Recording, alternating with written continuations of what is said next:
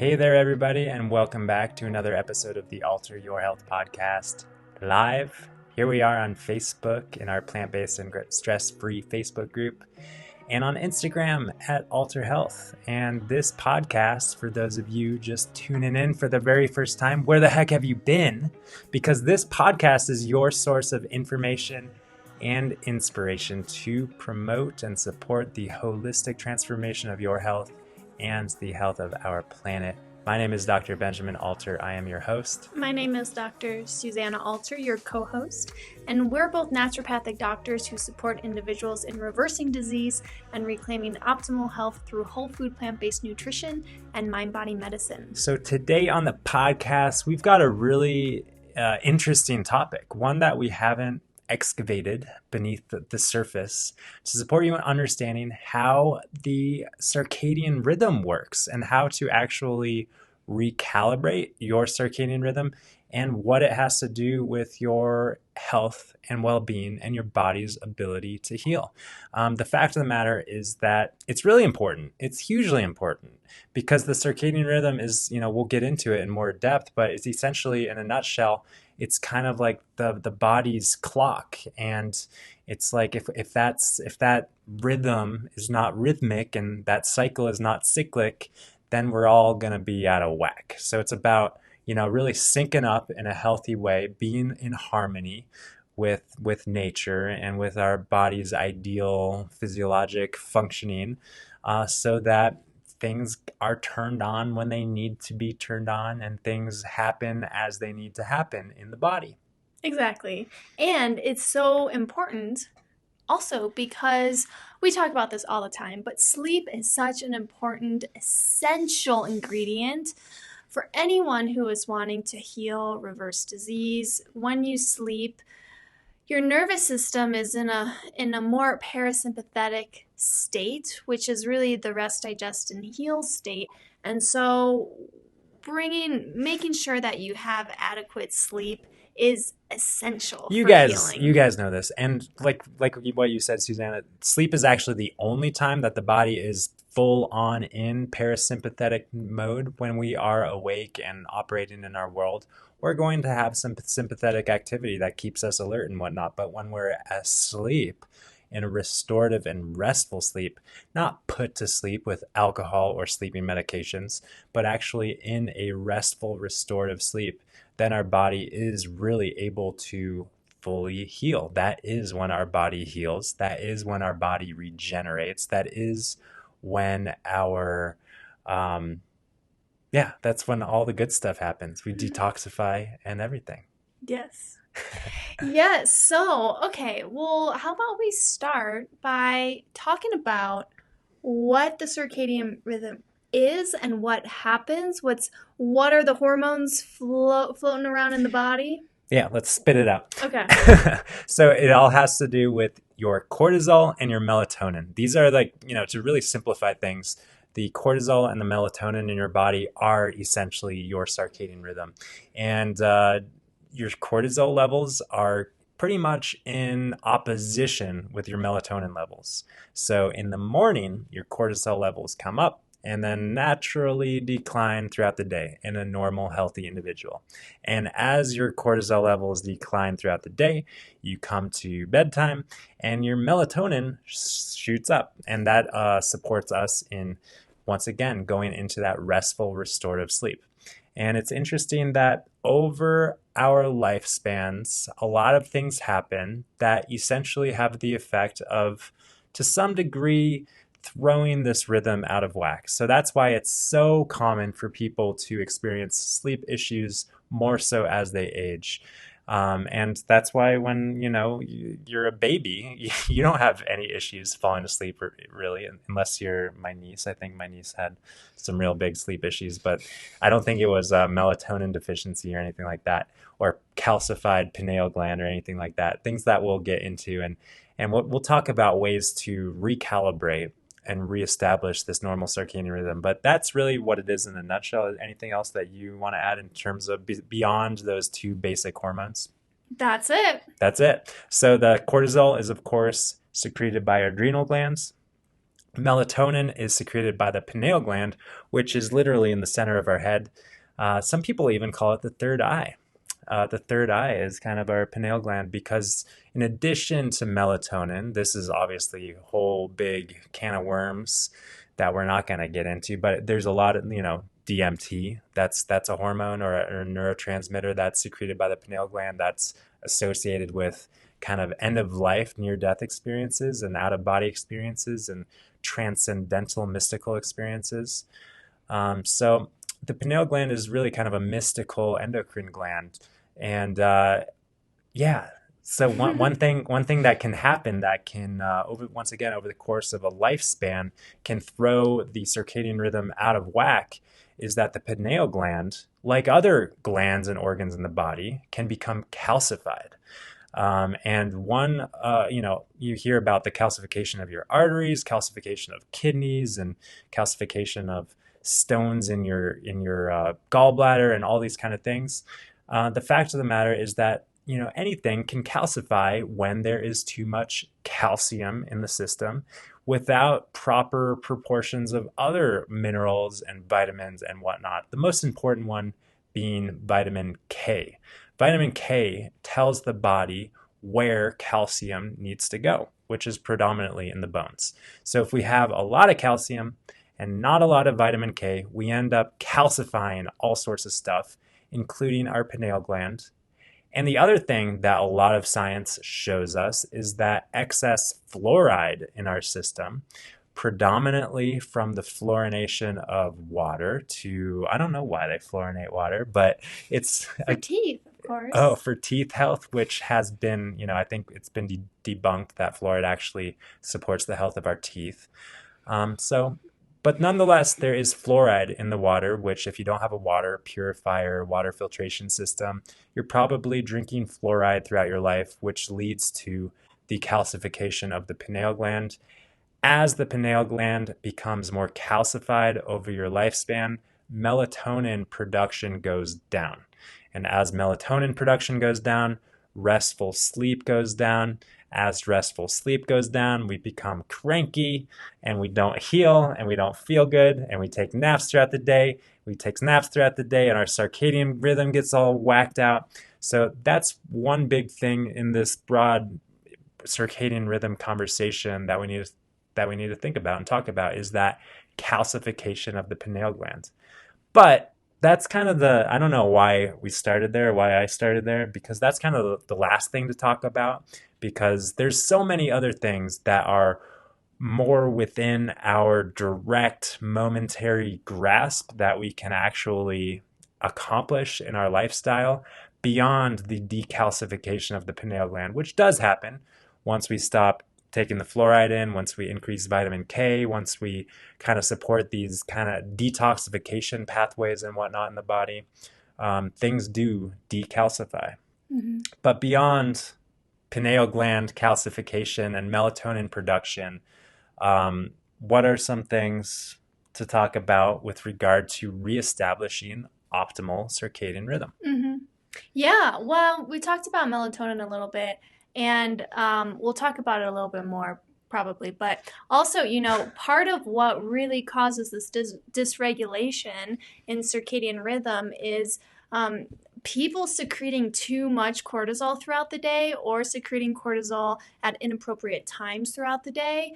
Um, First of all, I just want to say cortisol has been a hormone that's kind of been demonized.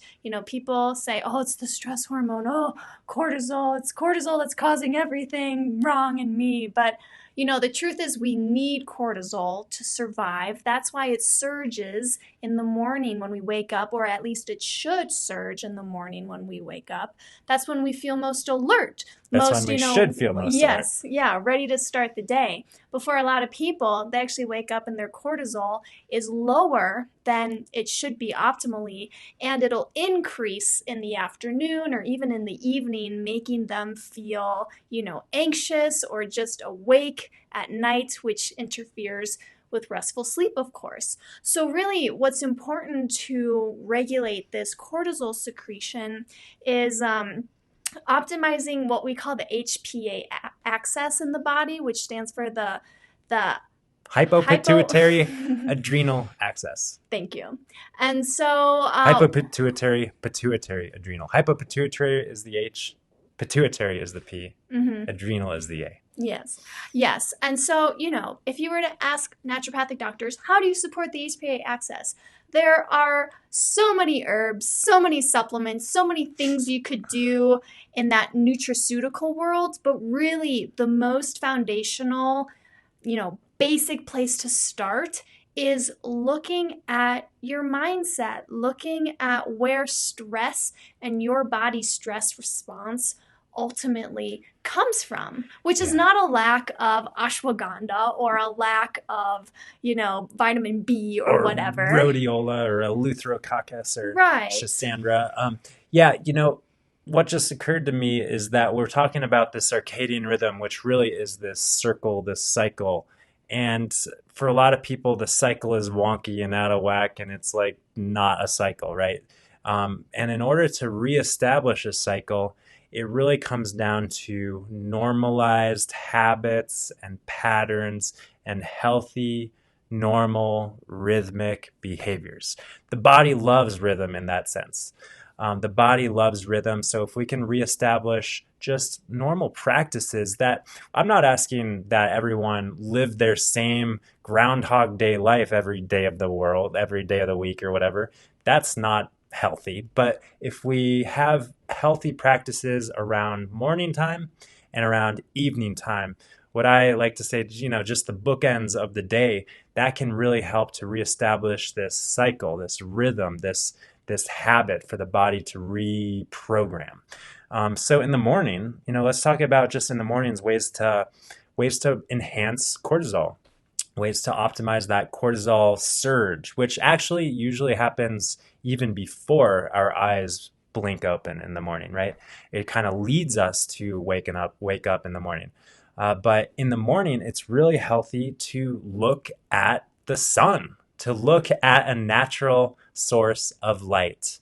Hopefully we're waking up around the time of the sunrise. So if we can look out the window or step outside, better yet, and look at the sky and look at the sun rising, that actual the light on our retina can help to support the regulation of our pineal gland and and reestablish these, there's a lot of neurochemistry that's happening, you guys, but reestablish that HPA axis and everything by just looking at the light in the beginning morning hours of the day.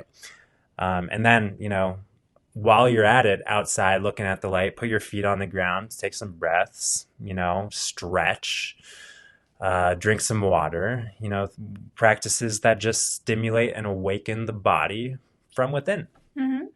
Yeah, on top of that, you could even bring in exercise into your morning routine, which does actually help to stimulate production and release of cortisol. In a good way. In a good way. And yes, that can also, we talk about this all the time with patients of ours who have sleep issues is, are you actually moving and burning energy throughout the day? So exercise can play a really big role in this. If you don't have time in your morning to really do a huge exercise routine, that's okay. Maybe you can find some way to bring it into your morning commute, whether that's parking, several blocks away from where you work and ending your commute with a little bit of a walk. You could get creative with it. But one thing we say about exercise is that it's really not advised to exercise within 2 hours of going to sleep because, again, at night, we're wanting cortisol to ramp down. And if you do a big, sweaty exercise right before bed, there's going to be a lot of cortisol. You're going to be feeling pretty awake, and it's probably going to interfere with sleep. Totally. So we love, things like high intensity interval training, a 10-minute, a 15-minute, or 20-minute workout that really is great at boosting your energy, boosting your cortisol, boosting your endorphins, boosting your circulation, and turning on your circadian rhythm, so to speak, like flipping the circuit breaker.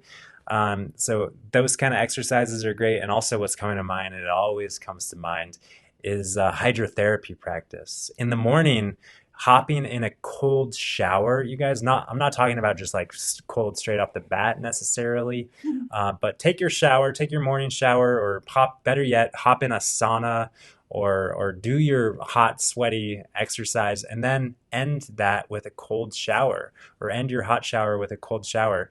And that really is a great way to kind of, I don't know. It really just, the way I see it does everything.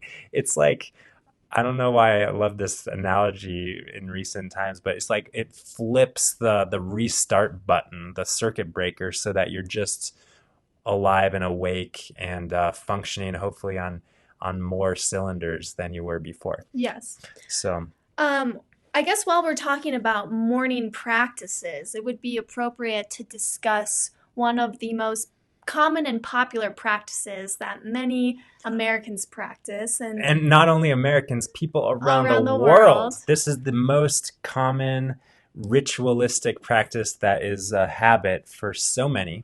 Which is to drink coffee. And one might say, oh, well, hey, coffee stimulates production of cortisol and adrenaline. And so, hey, it's great that I'm drinking it in the morning. That's when my cortisol should be high, right? It's better to drink in the morning than drinking in the afternoon or in the evening. That's for darn sure. That's for darn sure. But one issue with coffee or caffeine, you can drink I know people who drink energy drinks in the morning, for example. The issue with that is that these drinks, they put an extra strain on the adrenal glands, that organ that secretes cortisol. And over a period of time, over the course of a lifetime, for example, or even over the course of a year. Yeah. Or being in less. college or whatever it is, and also being under stress, your adrenal glands can get a little bit tired of this constant demand that's put on them to put out more cortisol. Some people call this adrenal fatigue or adrenal dysfunction, whatever you want to call it. But what can happen is that this can be one of the big causative factors for why people aren't producing enough cortisol on their own in the morning. So they wake up, they don't feel tired. Oh, I need my coffee. Whereas if people, get out of this habit of needing coffee, maybe they have some warm lemon water in the morning. That's enough. They don't need the coffee. They're naturally producing enough cortisol on their own. Yeah, tap into that inner coffee, you guys. That's the message. Tap into your inner coffee, and it's in there. It really is. And another issue that coffee has for so many, if you just consider the pandemic of sleep disturbance. It literally is a pandemic. So many people around the world are really struggling with less than adequate quality and quantity of sleep. And one of the main underlying factors of this, you guys, is the overconsumption of caffeine, of coffee. So if you have any sleep issues whatsoever, coffee is really one of the most important things to cut out. And it doesn't even matter if you drink a half a cup of coffee at 7 a.m. It doesn't matter. It could be, and probably is, getting in the way of your body's normal circadian rhythm. Mm-hmm. As we just put in that, it's like if there's this normal harmonious rhythm, and then we're trying to kind of overpower it or like turn it on with outside forces and like stimulate it with different things, then it just throws it all out of whack. Right. And we suffer the consequence. Right. Plus, some people aren't efficient at detoxifying caffeine, so it can stay in their system longer. I know we don't need to get into that, but for some people, it is that small amount of coffee in the morning that really can impact their circadian rhythm. Yeah. So moving throughout the day, it's like, all right, morning, wake up, engage in these vital kind of like tap into your inner coffee sort of practices, and then live your life, eat whole foods and nutrient dense foods, and stay hydrated and stay connected with nature, take deep breaths and all of these things that we know how to do. And then when it comes time to wind down and tap into your inner melatonin, things like avoiding screen time at night become really important, because we know that blue light from our screen actually blocks the production of melatonin. So melatonin, just like cortisol, is produced when we're kind of exposed to sunlight, and there's all this neurochemistry that takes place when we're exposed to darkness, and when the sun is going down. That's actually what triggers our eyes and brain to start releasing melatonin. So once again, we don't want to be under fluorescent lights at 10 a.m. or 10 p.m. rather. We don't want to be in front of a bright screen at 10 p.m. We don't want to be with all these stimulating sounds and noises and visuals that is going to keep our circadian rhythm out of whack. We want to kind of just, I like to just consider, like, if human beings throughout the most of history have been essentially camping, like we were essentially, camping throughout most of human history, and now we're in these dwellings. But like, how can we sort of camp out? Maybe candlelight, maybe dimmer lights, maybe less screens, maybe cups of tea, maybe reading books. And you guys, Susanna and I, we're guilty of this. We love our screen time too. We do. But if we can just start orienting ourselves if we can orient ourselves around how to kind of pretend like we're camping out, that's really the best way to tap into your inner melatonin. Yeah, and this is really, really big for people who do suffer from insomnia, is making sure that also your sleep environment is ideal, that there aren't lights in your bedroom or light shining in through the window. Sleeping in darkness can really help that retraining of the pineal gland. And also people who don't sleep, sometimes they'll get up and do stuff, right? Or they'll read, or they'll go into the other room and turn the light on. And really what's best is to, it might sound boring, but it's to stay in bed, to stay in your really? dark room. I've heard different things. I've heard, like, if you're totally not sleeping, to like actually get up and not like.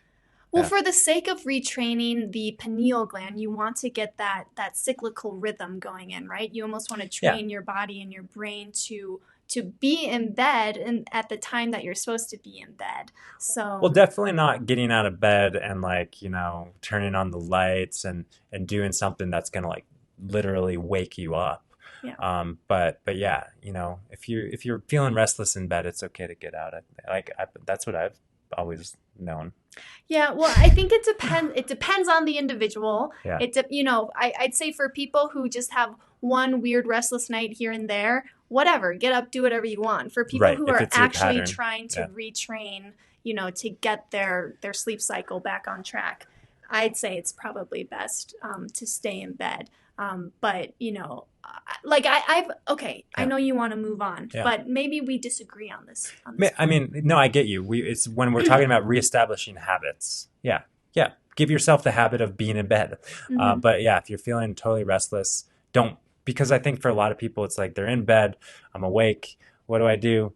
Oh my gosh, I'm thinking these thoughts. My thoughts are waking me up. I'm feeling anxious. I'm feeling even more restless. I'm feeling restless about feeling restless. I'm feeling anxious about feeling restless. And then it leads. So sometimes allowing that restlessness to actually move them out of bed, and just following that wisdom, it can be okay. But the other thing I that we didn't talk about in the evening time, a practice that so many people engage in, which sabotages their circadian rhythm health, is the ingestion of alcohol, ethanol, which is a direct toxin to the human body. And, it's toxic to the liver. We know that. And also, when we metabolize or break down alcohol, when the body breaks down alcohol, we create a molecule that literally stimulates the production of cortisol. Does it stimulate the adrenal glands directly? Or I no? know it's a stimulant. I don't know if it's I don't know. producing cortisol or adrenaline or what. Yeah, it is a stimulant. It's acetaldehyde. Mhm. Acetaldehyde it's the breakdown molecule of alcohol, and that is another neurotoxin that stimulates us. I think from the level of the brain and not directly the adrenal glands or anything like that. But this breakdown product of alcohol, because if you think about it, you have your cocktail, you have your glass of wine, you feel good, you feel sleepy, you're in a good mood, you pass out, you fall asleep, you go to sleep, and then your body breaks down that alcohol and releases this acetaldehyde that literally wakes you up. And then it's 2 a.m., 3 a.m., and you're like, wait a second, I was just passed out, and now I'm like, have a headache and have a dry mouth, and I'm lying in bed and I feel restless. It's because of that molecule that is present in your system. So anyone suffering from sleep issues, if you're with us thus far, the two most important things are breaking the habits of caffeine and alcohol, which are on either end, those bookends, sabotaging your circadian rhythm. And I know this is not the information that you want to hear, but this is the information that is actually going to support you in sustainably healing. Yes. Not just, we're not here to tell you to take this supplement to counteract the effects of caffeine and that supplement to counteract the effects of alcohol. Sure, there are supplements and pills and potions that you can take that can kind of offset the damage being done. But in order to completely reverse and restore and regenerate optimal, natural, healthy, organic health from within, you got to take away these things that are sabotaging your health, not just add more things into the mess. Yeah. One other thing that could be sabotaging sleep is also eating right before bedtime. It's also good to allow, a 2 to 3 hour window of time between your big meal, dinner, and going to bed. Yeah. That process of digesting your food can also stimulate just stimulate you in a way that keeps you awake. Yeah. So, I want to end by sharing one fun fact about melatonin. We know that melatonin is really responsible for supporting us in achieving that quality, restful, restorative sleep. But we know that melatonin is also a really, really strong antioxidant. And in fact, what's just popping into my mind, I saw some study related to COVID-19, the coronavirus pandemic, suggesting that people with low levels of melatonin were at a much higher risk of developing severe symptoms compared to people with regular, normal, adequate levels of melatonin. And that's because melatonin is a really potent antioxidant. It's also really supportive of optimal immune function. So if we think about the consequences, the holistic long-term consequences of that calcified pineal gland, of that dysregulated circadian rhythm, it is deficiency of antioxidant status within your body and a deficiency of your normal, healthy, adequate, strong immune response. So if we just extrapolate this melatonin deficiency over the course of your life, then we see that, oh, well, yeah, endothelial dysfunction, heart attacks, strokes, cancer, all of these sort of things, which are consequences of oxidative processes in the body and immune dysregulated processes in the body, really come back to a circadian imbalance. So I know that, you might not be thinking about those long-term consequences, but actually, if you are tuning into this podcast, you probably are thinking about the longer-term health consequences. And I just want to point out this really important thing about melatonin being more than just that sleep molecule. So I have two questions, and Yeah. then we'll say goodbye. First one, so then should people who have sleep issues supplement with melatonin? Yeah, well, there's definitely so melatonin supplementation is totally okay for some people. But some people actually have, what am I trying to say? Like a paradoxical effect where melatonin actually stimulates them and keeps them awake. And I think that's because we can't really fix a natural, organic, harmonious issue with some outside force. Replacement. We can't really fix it for good. We've got to rely on our body's innate intelligence to really fix something for good. But maybe for some people in some situations, kind of kickstarting the circadian rhythm with some melatonin supplementation can be good. Melatonin is also used in higher doses, like 3, 5, 10, 20 milligrams and stuff, in the context of cancer treatment and really from an immune stimulating capacity and antioxidant capacity. But yeah, 1 milligram of melatonin a night might help some people in reestablishing their circadian rhythm. And the cool thing that I remember learning about melatonin is that there is no feedback loop. So we actually can't become quote unquote dependent on melatonin supplementation. So it's not going to do any damage. But like I said, for some people there is that paradoxical wakefulness that can be experienced. Second question that someone in our group asked, are there any natural night owls, people who just thrive staying awake at night? Yeah, that is a really good question. I don't think so. I think that the night owl phenomenon is a learned habit, not something that you're born with. But I could be wrong. That I don't know. I don't have any real hard science to back up that opinion of mine. Yeah, the one thing that we do know is that night shift workers have a lot of this has been studied that they're at higher risk for developing chronic diseases, specifically cancer. Night shift workers who have a flip-flop circadian rhythm, low melatonin, are at increased risk of developing cancers. So if you're working night shift, my heart goes out to you. Hopefully you're able to find a way to get out of that shift. That's really the best thing that you can do for yourself. And I don't intend to implant fear or anything. And, if we're eating a whole food plant-based diet and doing all of our lifestyle factors, obviously that the increased risk of cancers and chronic disease is going to be slashed yet again if we, but yeah, if we can, then we encourage you to get out of your night shift. Call in sick. I don't know. Take a doctor's note. That's it. That's it. This was a longer one, but I think we covered some good stuff. We even got into a lot of sleep hygiene stuff, which is important. And sleep well, you guys. Hopefully you learned something. If you did, feel free to share this with someone who might have a wacko circadian rhythm, because it's a common phenomenon in our world.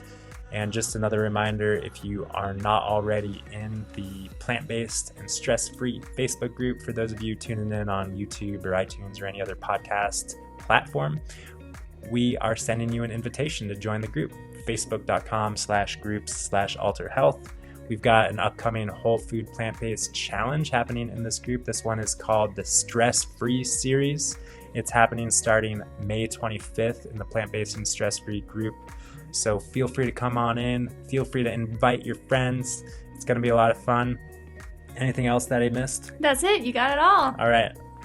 We're off. Good night, you guys, or good day. Good night. Maybe you're listening to this while you're restless in bed, but hopefully not. But we should have talked about napping. Napping another time. We'll talk about napping another time, because I don't know what you wanted to say. Okay. Napping another time.